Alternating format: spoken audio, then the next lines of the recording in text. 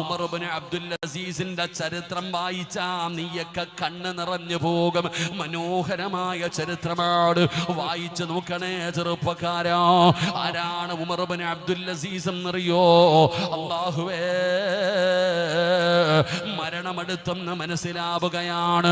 ഉമർ ഇബ്നു അബ്ദുൽ അസീസ് റളിയല്ലാഹു തആല അൻഹുവിന്റെ മരണമെടുത്തെന്ന് മനസ്സിലായി. എന്ത് ചെയ്തെന്നറിയുമോ? പോയി കുളിച്ച് റെഡിയാവുകയാണ്.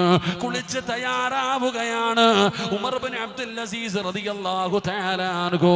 അങ്ങനെ കുളിച്ച് റെഡിയായി കഫം തുണിയും എടുത്തുകൊണ്ട് മരിക്കാൻ തയ്യാറെടുത്തുകൊണ്ട് തന്റെ ബെഡ്റൂമിനകത്തേക്ക് കടന്നു ചെന്നു. മരണത്തിന് വേണ്ടി തയ്യാറായിരിക്കുമ്പോ തന്റെ പ്രിയപ്പെട്ട ഭാര്യ ഫാത്തിമ, തന്റെ പ്രിയപ്പെട്ട ഭാര്യയായ ഫാത്തിമാനെ അടുത്തേക്ക് വിളിക്കുകയാണ്. വാ ഫാത്തിമ, വാ ഫാത്തിമ. തന്റെ പ്രിയപ്പെട്ടവളെ അടുത്ത് വിളിച്ചിട്ട് പറയുന്നു, ഫാത്തിമ,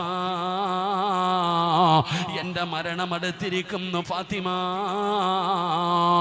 സങ്കടപ്പെടല്ലേ ഫാത്തിമ. തന്റെ പ്രിയപ്പെട്ടവളോട് യാത്ര പറയുകയാ, പൊരുത്തം ചോദിക്കുകയാണ്, പടച്ചവനെ വസിയത്തുകൾ നൽകുകയാണ്.